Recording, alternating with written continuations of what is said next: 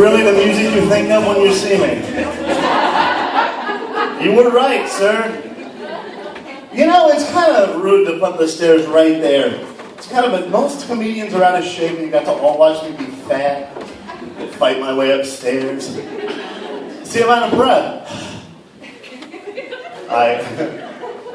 You're laughing too hard at that. It's not that funny. I'm gonna die like in my 50s. I don't like that. I ate at a hibachi grill earlier today for the first time ever.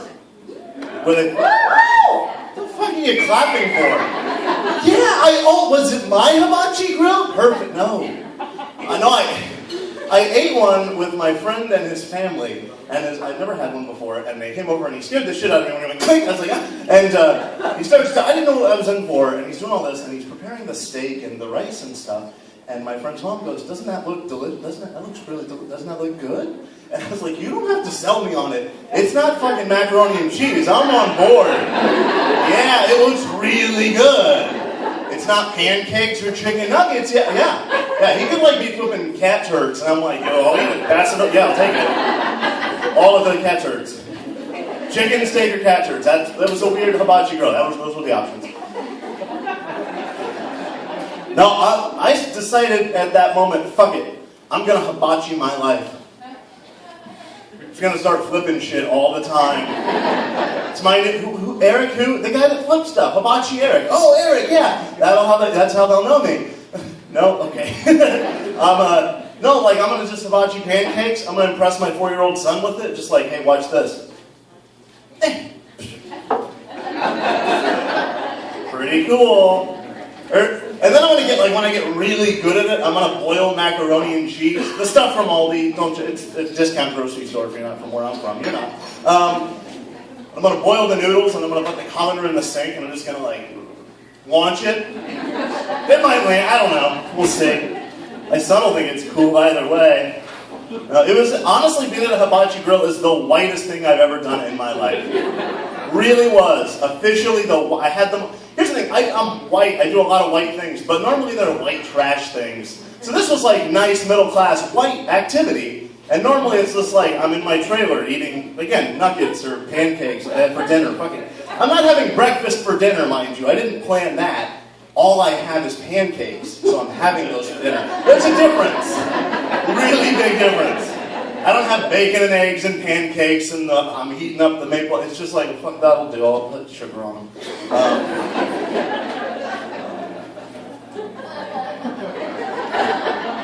Glad somebody thinks it's funny. I live in a trailer. It's, I don't just live in a trailer, okay? I own a trailer. Own it. I'm a homeowner. Kinda. Here's the thing. My name is on the title to my trailer.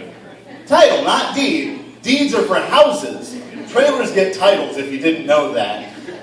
Anything with wheels, they're like, it's a title, fuck it. So, when I looked at the trailer, I was like, this place isn't too much of a dump. I'd like to buy it off of you. And they, where's the deed? And they're like, no deed, sir. You go to the Department of Motor Vehicles to buy your home.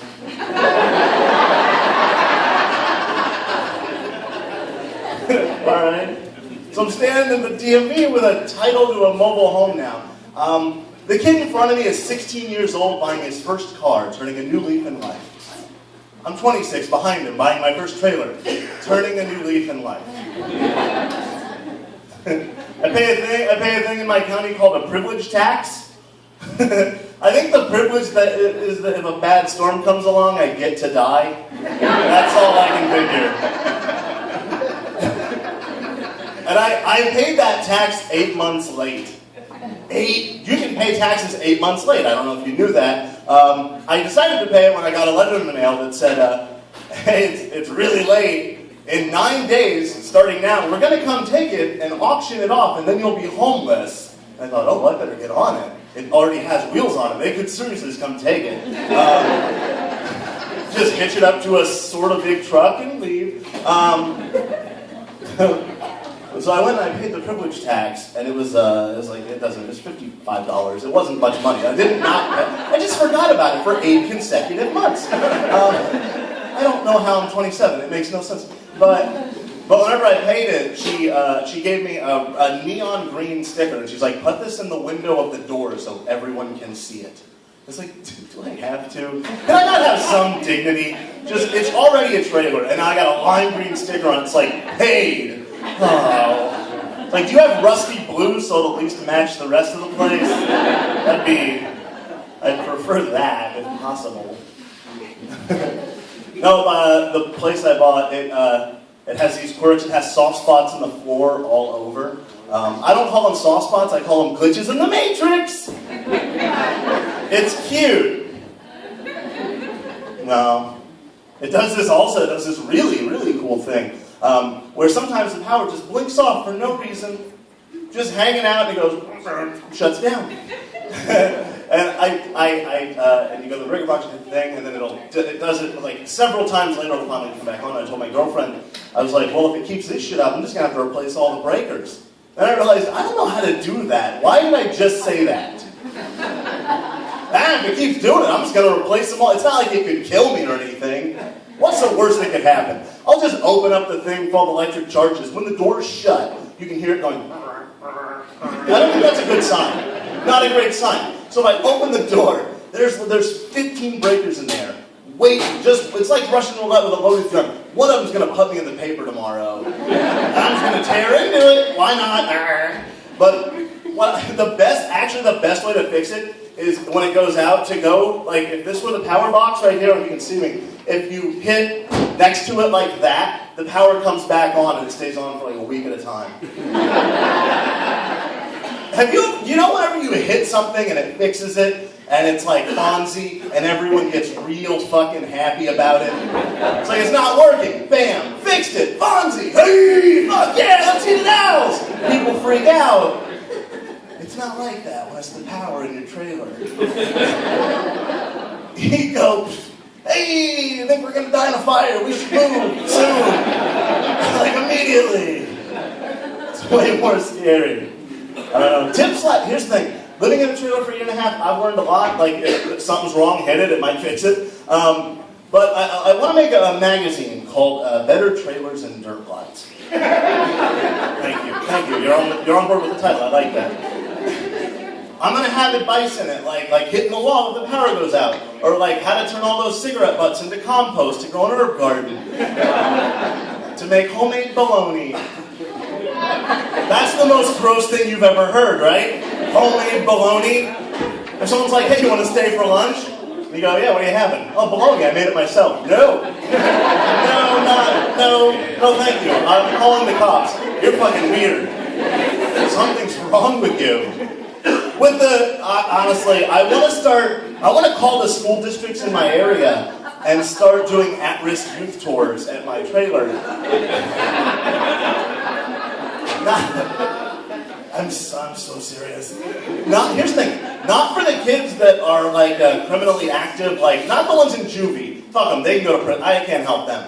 But I'm gonna call the schools, all the high schools, and go, hey, look, get all the unmotivated but intelligent 17-year-olds on the buses. Send them over here, and I'll show them what happens if they just let it ride. Thank you.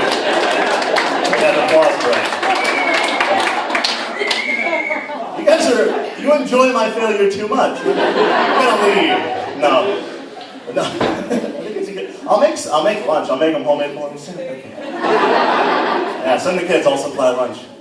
No, the other day, like I said, I have a 4-year-old son. The other day, he told me I had no-nos.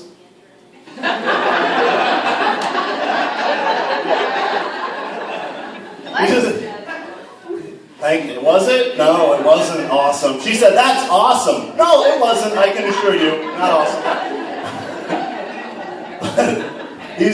He pointed to my tits. Titties, tits, breasts, whatever. Pointed to him and he said, you and Mom have no-nos. And I said, yeah.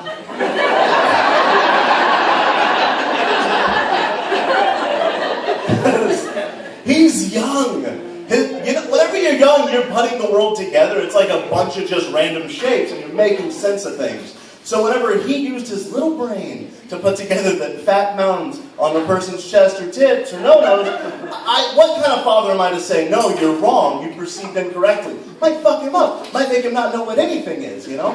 So I'm like, yeah, but fuck you. Yeah.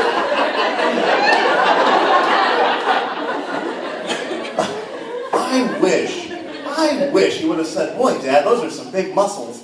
Can't wait till I'm big and strong like you. But no, he said, hey, Dad, you have the tits of a middle-aged mother of 4.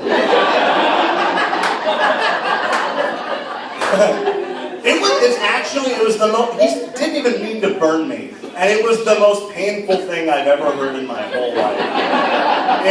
It burned. I wanted to punish him for it. It's like, I'm gonna spank your ass, motherfucker. But that's not fair. What am I gonna, I'm gonna spank him? He's crying because I'm spanking him. I'm crying because I do have tits. And I'm just spanking him. I'm gonna teach you to point out something that's totally true.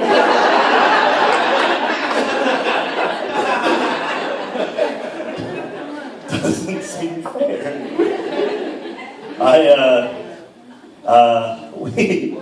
We rented Godzilla Part 25 on DVD the other day. I wish that were a joke. There's 25 Godzilla movies. We went to the video store. I let him pick out the movie, and he picked out Godzilla 25. It took 25 of them to tell the story of Godzilla came out of the water. Godzilla went back in the water. It's a long story. But anyway, so we get home and we watch Godzilla, and I put the DVD in. It comes on, and immediately he starts going like this in front of the TV, going, Godzilla. Just freaking out, really into it. I think he would have been saying fucking, if his eyes was fucking Godzilla. He didn't say that, but you could see it. If he knew the word, he would have been saying it. Just jumping on the couch, fucking Godzilla, fucking Godzilla, fucking Godzilla, yeah! Whoa, sorry, I blacked out. All right. But no, so we watched Godzilla. We watched the whole thing with Japanese audio on. There's not really a story. It doesn't matter. So Japanese subtitles or Japanese audio on. I put the English subtitles on. Basically, they just say, "Oh shit" the whole time. And so as soon as the movie gets over, we start playing Godzilla.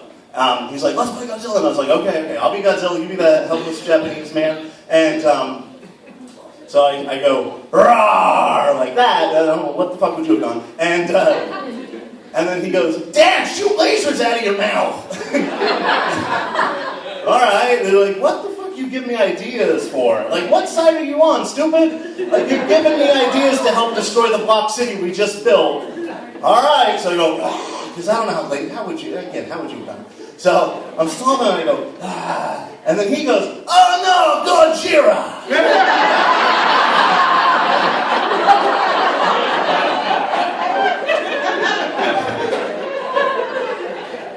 That's not racist. Gojira is not racist, actually. Gojira is how you say Godzilla in Japanese. Gojira, totally fine. All the noise he made after yelling Gojira, not okay. Not so good. "Oh no, Gojira!" Racist jargon. I'm not going to, look, I'm 27 and we're all adults. I'm not going to stand up here and yell at Japanese. I'm not going to yell Japanese mumbo jumbo at you. If you don't speak Japanese, mumble quietly to yourself at your table what you think it sounds like. And that's where we were at. And he's yelling it at me. I'm like, oh shit, that's not okay. And now he's really into Godzilla. So everything is Godzilla. Lizards and all. Shit that's way too small. He didn't understand how big Godzilla is. Just like, we'll see a lizard. He's like, "Oh, it's Godzilla." I'm like, "You're an idiot." But I'm really worried he's in preschool now. And I'm worried that at preschool they're going to have show and tell. And the teacher's going to go, "Look what I brought in. I brought in an iguana today." And he'll go, "Oh no, Gojira!" And then the Japanese kid's going to start crying. Not because it's racist, but he's also afraid of Gojira.